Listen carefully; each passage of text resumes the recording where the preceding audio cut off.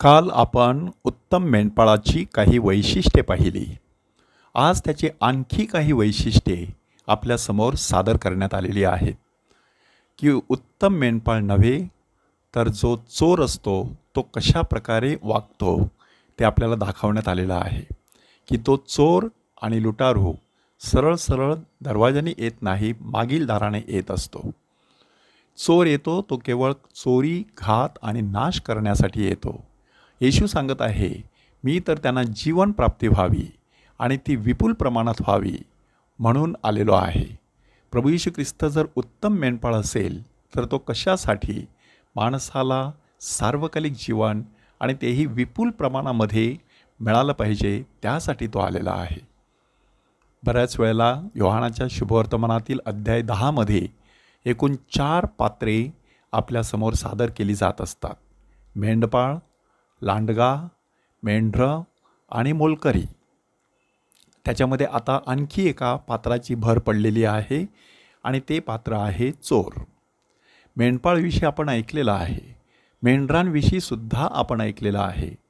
लांडगा कशा पद्धतीने नुसती दाणादाण करण्यासाठी येत असतो त्याच्यावर देखील आपण चिंतन केलेलं आहे.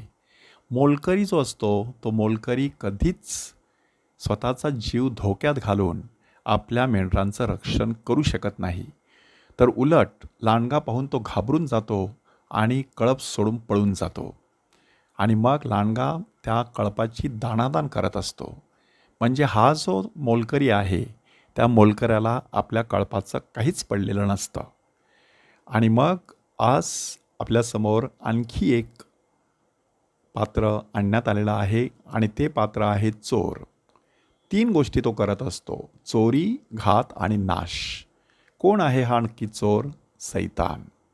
कसली चोरी करत असतो? आपल्या शांतीची, आपल्या आनंदाची, आपल्या प्रेमाची, आपल्या चांगल्या नात्यागोत्यांची.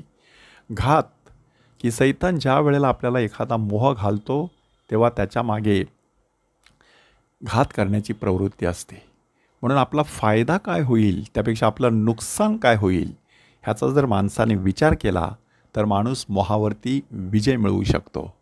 आणि तिसरी गोष्ट आहे नाश, की सातत्याने माणूस जर चुकीच्या दिशेने वाटचाल करत राहिला तर एक दिवस त्याचा नाश ठरलेला आहे. प्रभू येशू ख्रिस्ताने संत पीटर ह्याला आपल्या कळपाचा मेंढपाळ म्हणून नेमलं. आणि आजच्या पहिल्या वाचनामध्ये तो किती सुंदर अशी भूमिका बजावत आहे बघा. की पेत्राला एक दृष्टांत होतो आणि त्या दृष्टांतामध्ये सगळ्या प्रकारचे प्राणी मारून टाकलेले असे पात्र त्याला दाखवण्यात येते आणि त्याला सांगितलं जातं, ऊठ मारून खा. आणि तो सांगतो, नाही नाही, हे मी काही खाल्लेलं नाही, निषिद्ध, अशुद्ध असं माझ्या तोंडात काही गेलेलं नाही. आणि मग देवाने जे शुद्ध केलं आहे ते तू निषिद्ध मानू नकोस असं 3 वेळा झालं. तेव्हा त्याला एक संदेश मिळाला. कोणता संदेश? तोपर्यंत यहुदी ख्रिस्ती लोक असं समजायचे की परराष्ट्रीय लोक चुकीचं अन्न खातात म्हणून ते अशुद्ध आहेत, त्यांच्यामध्ये आपण जाऊन सुवार्ता पसरू शकत नाही. परंतु जेव्हा पेत्राला हा दृष्टांत झाला तेव्हा त्याच्या लक्षात आलं की परराष्ट्रीयांना देखील जीवन मिळावं म्हणून देवाने त्यांना पश्चाताप बुद्धी दिलेली आहे. तेव्हा संत पीटर केवळ यहुदी लोकांनाच नाही तर परराष्ट्रीयांना देखील प्रभूची सुवार्ता सांगण्यासाठी जात आहे. उत्तम मेंढपाळाच्या जीवनावरती चिंतन करत असताना हे 2 प्रश्न आपण स्वतःला विचारूया. की चोर येतो तो केवळ चोरी, घात आणि नाश कराव्यास येतो.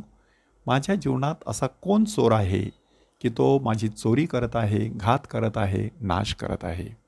आणि दुसरा प्रश्न, संत पीटरची जशी पूर्वावस्था होती की परराष्ट्रीय अशुद्ध आहेत, नंतर त्याचा दृष्टिकोन बदलला, त्याप्रमाणे कोणकोणत्या बाबतीत इतरांविषयी माझा दृष्टिकोन बदलण्याची शक्यता आहे तपासून पाहूया.